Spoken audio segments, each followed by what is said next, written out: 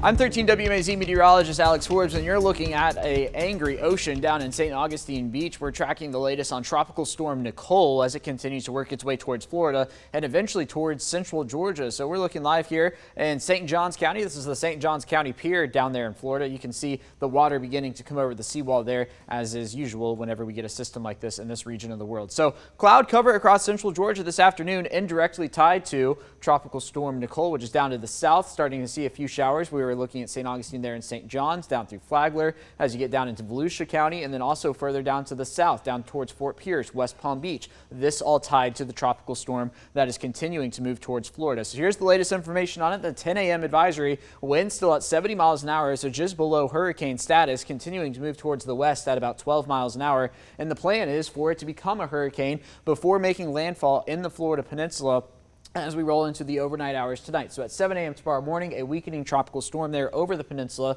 briefly re-emerging over the Gulf of Mexico, and then coming on up through central Georgia as either a weak tropical storm or a tropical depression at that point, with sustained winds of 35 miles an hour. So we're not looking at anything too crazy here in central Georgia, but something that is going to be notable. Hurricane warnings in effect up and down the Florida Peninsula, from Daytona Beach down through Melbourne, all the way down to West Palm Beach, also including the Bahamas here, or the rest of the state, majority of the state, and a tropical storm warning. That now includes some far southern Georgia counties, including Lowndes County down towards the Valdosta area, then up and down the coast as well, from St. Mary's to Brunswick, St. Simons, on up to Savannah and into Charleston. It would not surprise me to see tropical storm warnings expand inland over the next few hours. If it's not a tropical storm warning, then we would be looking at something like a wind advisory, but nonetheless, wind and rain on the way to central Georgia. So let's talk about it, map out the details.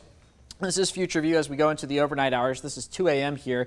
Future View showing a landfall on the northern end of the cone here. This is going to be just north of Fort Pierce, south of, say, Cocoa Beach and Cape Canaveral, crossing the peninsula here, re-emerging over the Gulf of Mexico. Now, I'm stopping this at noon tomorrow. Notice the outer bands, southern end of our area. So this is when the event's going to begin for us. Center of the storm re-emerging near Tampa. Play this forward a little bit more as the rain continues into the evening. Now, we will also have a small severe weather threat with this in the form of these spin-up tropical tornadoes, with the center of the storm being located near Tallahassee. If you draw a plus through it, we're on the right front quadrant, which means we're on the dirty side of the storm, which means it's easier to get those spin-up tornadoes. So we'll be watching for that late Thursday into Friday. And then notice the cone pulling the center literally right through central Georgia. This model, though, favoring the western side of that. So where exactly the center comes through is going to have implications on terms of the severe weather threat. If you're on, say, the west side of the center, not as concerned about the spin-up tornadoes. If you're on the east side, then you're concerned about the spin-up tornadoes.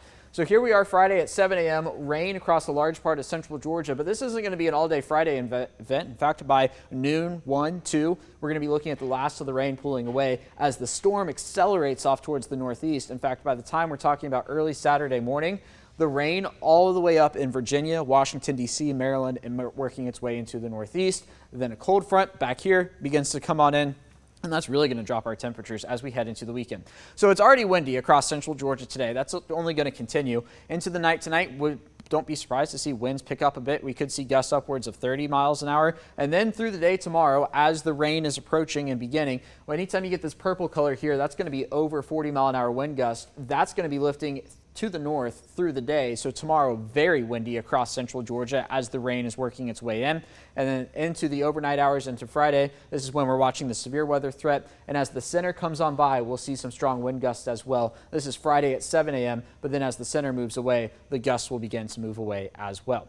We could pick up some much needed rainfall out of this as well. We are talking about maybe 1 inch to 2 inches, even higher in a few spots. 2.3 is what this model is picking up in Thomaston, 2.4 in Butler, a large part of the state and some level of drought. So again, this is going to be beneficial rainfall to us. We just got to get through the wind. So what you need to know, we've got rain likely Thursday afternoon, tomorrow afternoon into Friday, not an all-day Friday thing. Wind gusts to 30 miles an hour today. That's going to be up to 40 miles an hour for tomorrow and for Friday morning.